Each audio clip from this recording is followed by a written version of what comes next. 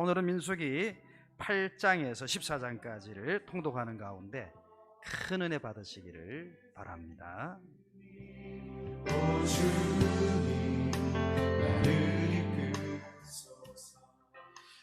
자, 오늘 서론의 제목은요 20세, 25세, 30세 이렇게 제목을 잡아봤습니다.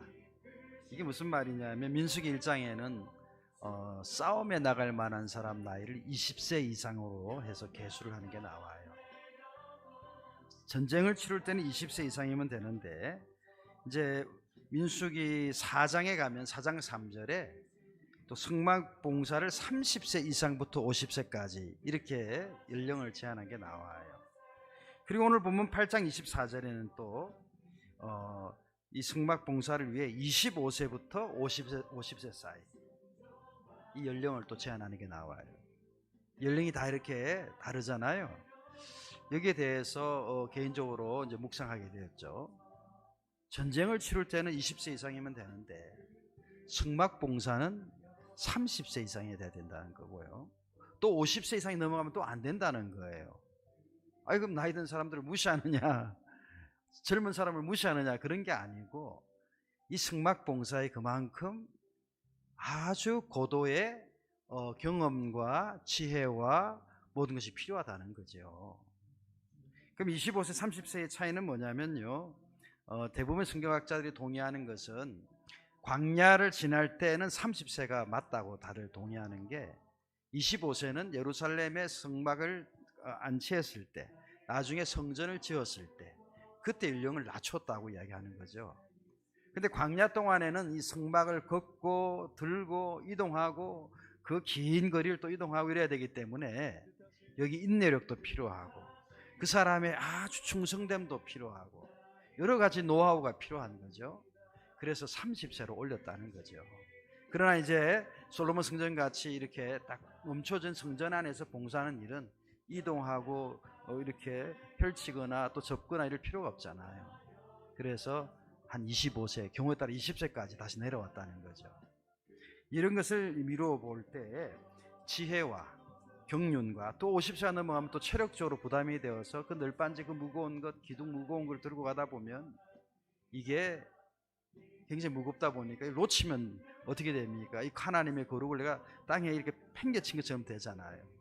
그래서 또 50세 이상은 또 하지 못하게끔 이렇게 구분을 했다는 거죠. 모든 것이 고려되어 있는 거죠. 모든 것을 잘 고려해서 하나님의 거룩한 회막에서 일하기에 부족함이 없는, 그래서 30세에서 50세 이렇게 연령을 구분했다는 거죠. 이 말씀을 대하면서 우리들도 마찬가지입니다. 하나님 앞에서 우리가 섬기고 봉사할 때 참으로 지혜를 잘 갖추고 또 참으로 경륜을 잘 갖추고 또 믿음을 잘 갖추고 또 신실함을 잘 갖추고 순종함을 잘 갖추어서 우리들도 하나님 집에서 봉사할 때 이러한 것을 잘 갖춘 가운데 하나님을 섬기는 그런 하나님의 백성들이 되면 얼마나 좋을까요? 우리 로스벨리전들이 그런 의미에서 모두가 30세 이상 50세 이하의 그런 하나님의 사명을 감당할 만한 충만한 영역과 체력과 은혜와 믿음이 되시기를 주의 이름으로 축복합니다.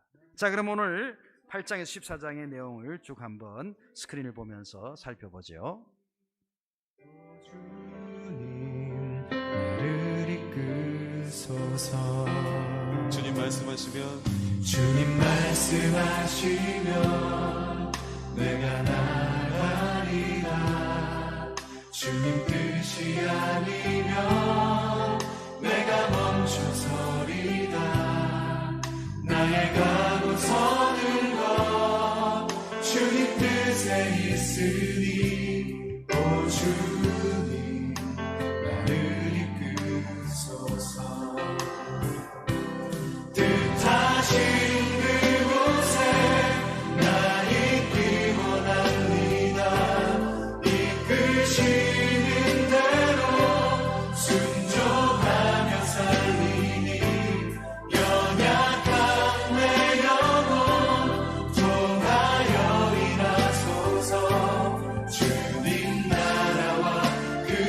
뜻을 위하여 뜻하신 그곳에 뜻하신 그곳에 나 있기 원합니다. 이끄시는 대로 순종하며 살리니 연약한 내 영혼 통하여 일하소서.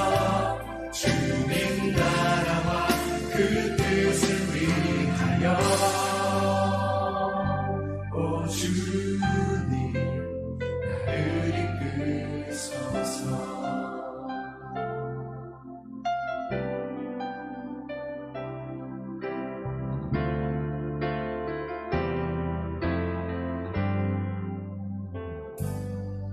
주님 말씀하시면 내가 나가리라.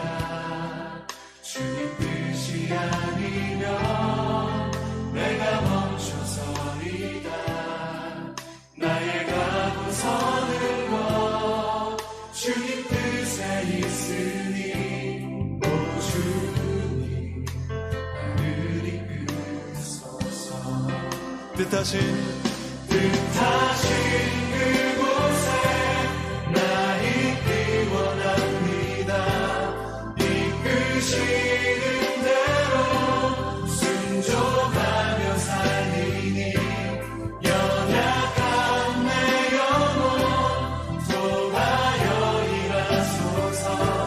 주님 나라와 그 뜻을 위하여 뜻하신 그곳에 뜻하신 그곳에 나 있기 원합니다.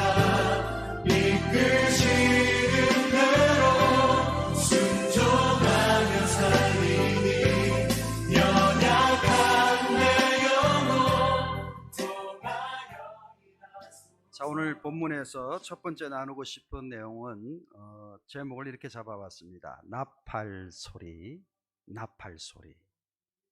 오늘 그 민수기 10장에 그 은나팔 2개 만드는 것을 하나님이 모세에게 말씀하셨어요.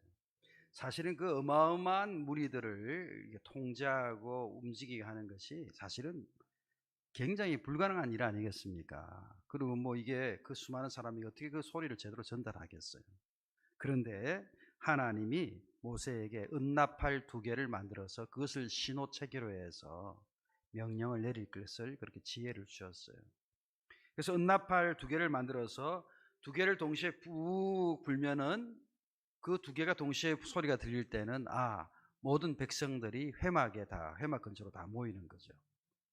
그래서 지시를 듣고 하나님의 뜻을 듣게 되는 거죠. 2개 말고 1개로 부 이렇게 불면은 그때는 백성의 천부장들, 지도자들만 이렇게 집합을 하는, 지도자들을 집합하는 사인인 거죠.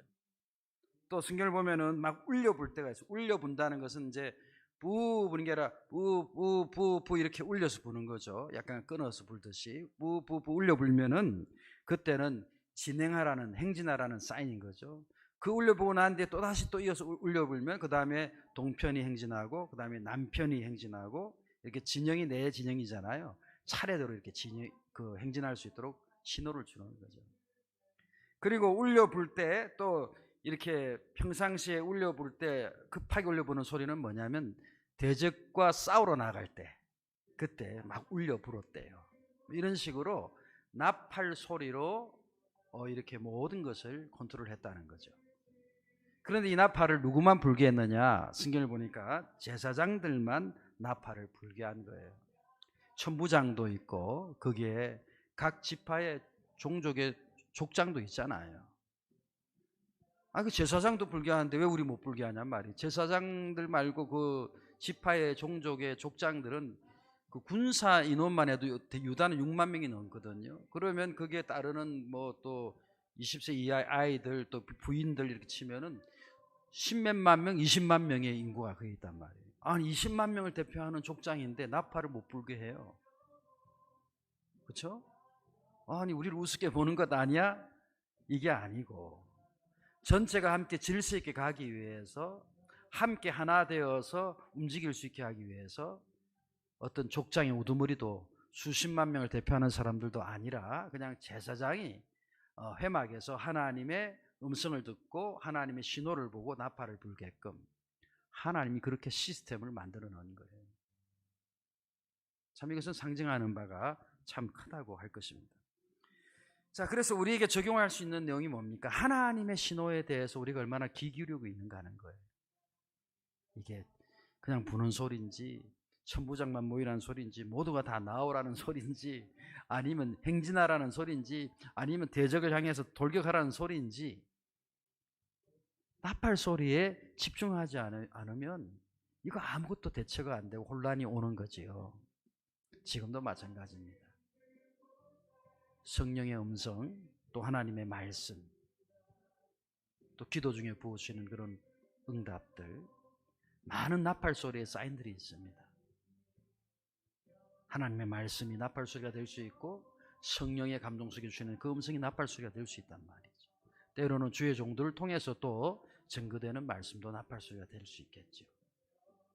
이 시대에 우리가 수많은 소리들이 있지만 하나님의 나팔 소리에 우리의 모든 영적인 집중력을 가지고 함께 나아가셔서 하나님의 은혜와 하나님의 승리를 경험하는 우리 로스펠 리전들이 되시기를 주님의 이름으로 축원합니다.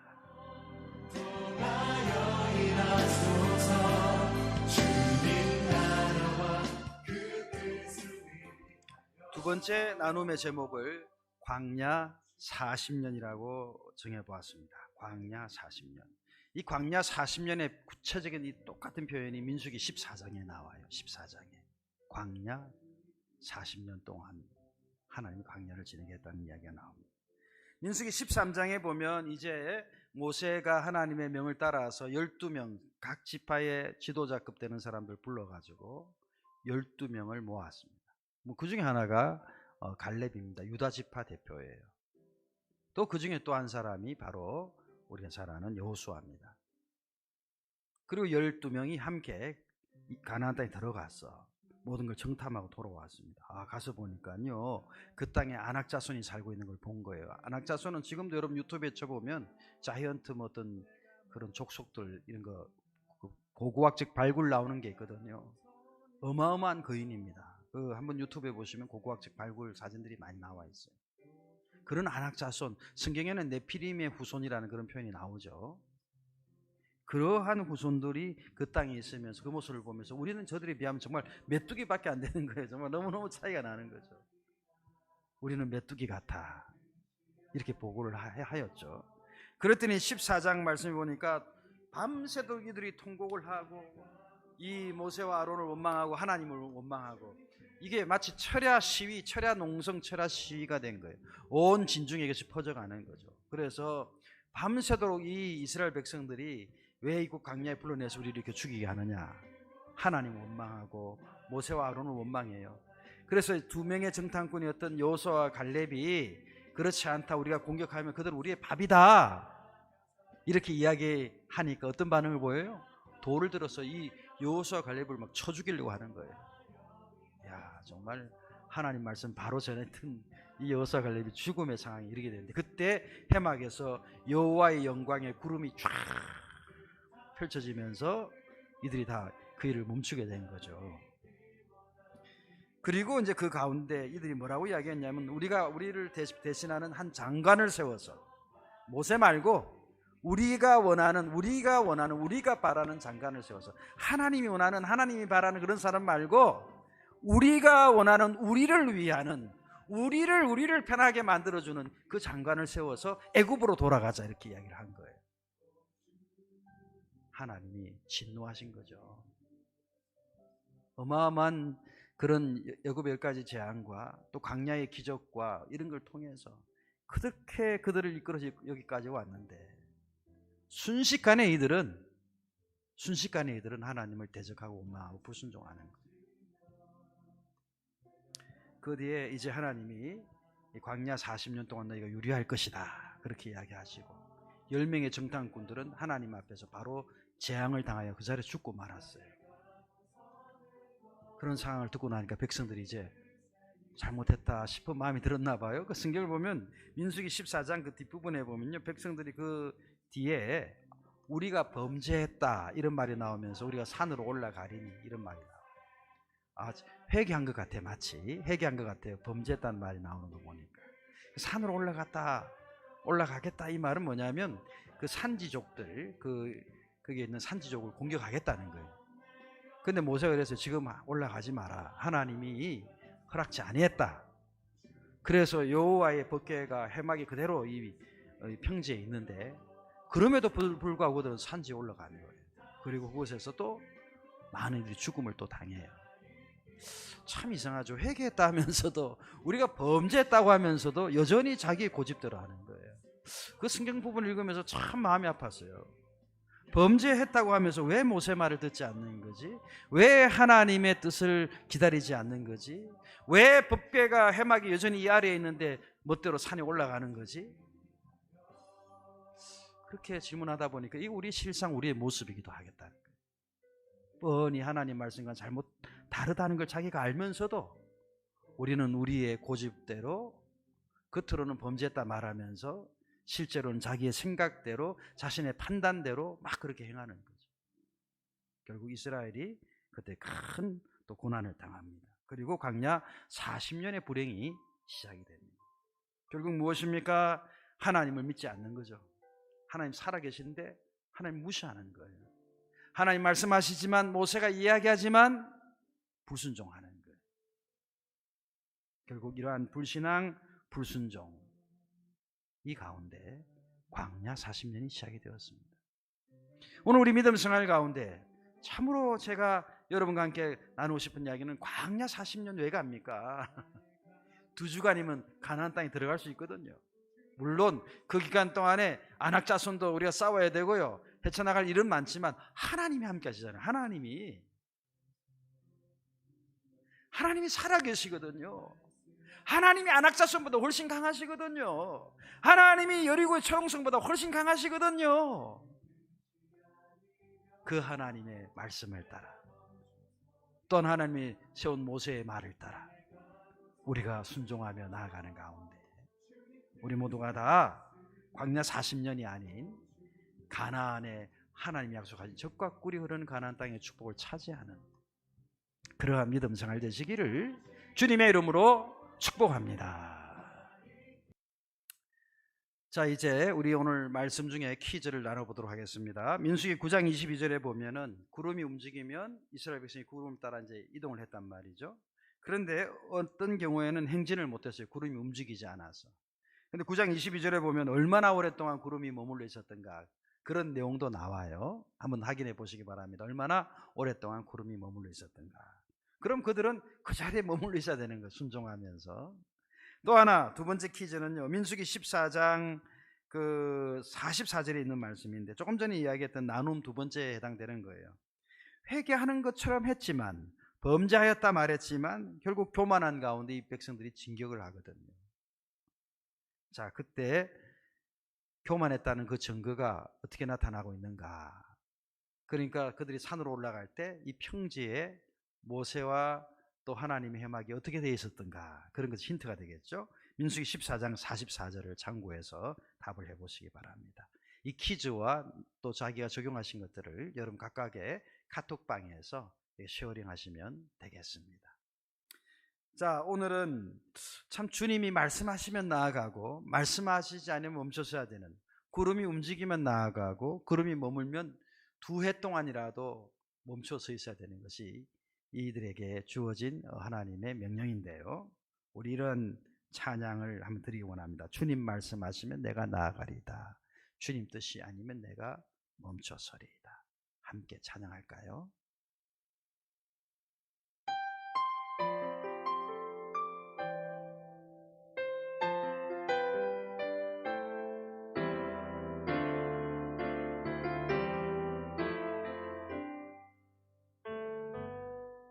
주님 말씀하시면 내가 나가리다. 주님 뜻이 아니면 내가 멈춰서리다. 나의 가고 서는 것 주님 뜻에 있으니 오 주님 나를 이끌 말씀하시면 주님 말씀하시면 내가 나가리라. 주님 뜻이 아니면 내가 멈춰서리다. 나의 가고 서는 것 주님 뜻에 있으니 오 주님 나를 이끄소서. 뜻하신 그곳에 나 있기 원합니다. 이끄시는 대로 순종하며 살리니 연약한 내 영혼 통하여 일하소서. 주님 나라와 그 뜻을 위하여 뜻하신 그곳에 뜻하신 그곳에 나 있기 원합니다. 이끄시는 대로 순종하며 살리니 연약한 내 영혼 통하여 일하소서. 주님 나라와 그 뜻을 위하여 오 주님 나를 이끄소서.